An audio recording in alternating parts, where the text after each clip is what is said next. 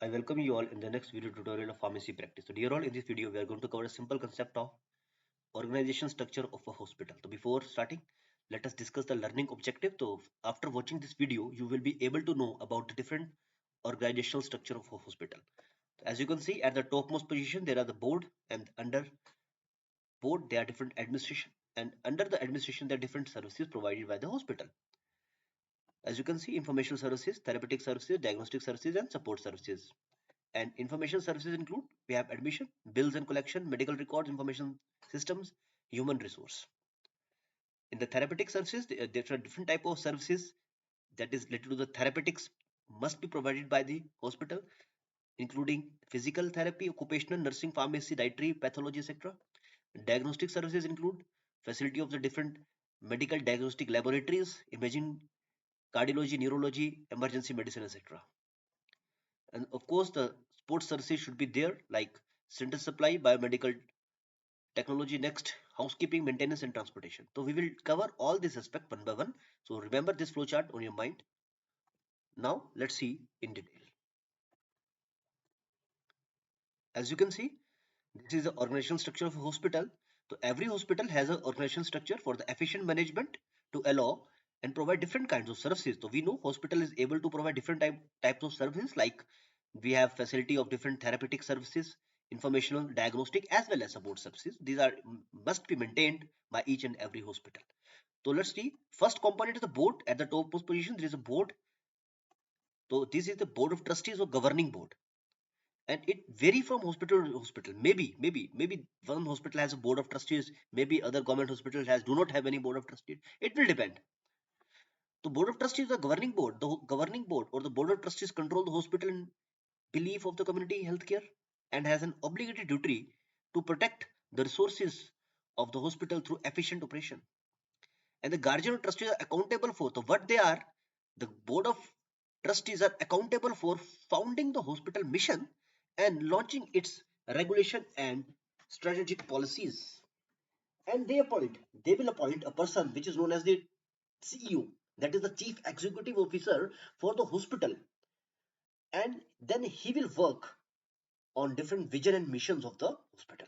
So what is the function of this chief executive officer? I think this is clear. First is the board of trustees. They will appoint CEO, and CEO will govern the hospital.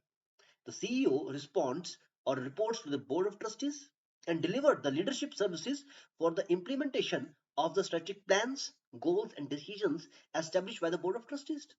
And he is the person responsible for the coordinating all the activities in the hospital, and he should also responsible to participate in the establishment of the hospital policies and framing rules and regulations. So this is a very important post in the hospital. And again, I'm repeating this line. It may vary from one hospital to another hospital. Maybe some government hospital does not have any CEO, while in private organization or hospitals you will able to see the CEO. Information services, which includes the admission related information of the patient, billing and collection center should be there. Simple. Medical record retention should be maintained by the hospitals. There is a facility of the computer information services, health education should be there, and of course the HR department that deals with the recruitment policies of the employees. If we talk about the therapeutic services in the hospital, there are different therapeutic services provided. For example, medical, physical therapy, occupational therapy, speech or language therapy should be there, or the pathologist therapy should be there. So these are all must be provided in the hospital.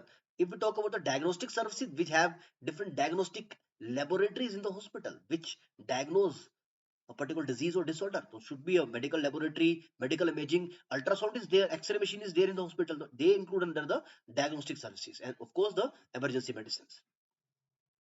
If we talk about the administrative support services, the administrative support services are essential for the business of hospital and physical plant management. And basically, CEO is responsible for the implementation of various administrative supportive services and day-to-day operation activities of the facility.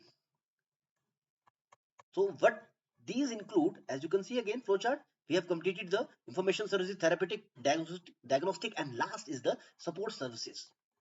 So if we talk about the support services now, the non-medical staff, okay, which include in the these services. The non-medical staff are involved in the manages of admitting and discharge of patient, record maintenance, Handling of account related to the third party payers such as insurance companies.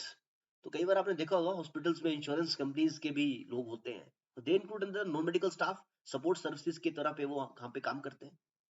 Next is the financial section is the central to the hospital financial business and perform the fundamental practices in the administrative decision making process. They also include under the support services.